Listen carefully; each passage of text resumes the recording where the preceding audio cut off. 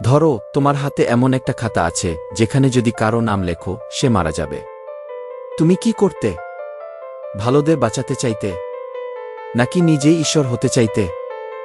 এই গল্প একজন ছাত্রের, যার হাতে পড়ে এমনই এক খাতা, ডেথ নোট। লাইট ইয়াগামি জাপানের সেরা ছাত্রদের একজন। পড়ালেখায় সেরা, আচরণে নিখুঁত, কিন্তু মনের ভেতর ভীষণ বিরক্ত। এই পৃথিবীটা তার কাছে অন্যায় আর অপরাধে ভর্তি। সে ভাবে সব বদলানো দরকার।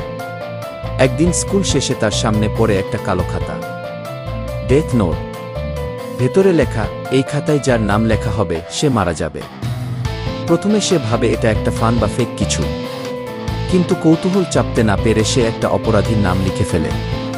4 সেকেন্ডের মাথায় খবর আসে ওই অপরাধী হঠাৎ হার্ট অ্যাটাকে মারা গেছে। লাইট হতভম্ব হয়ে যায়। এটা কি সত্যি? সে আবার চেষ্টা করে।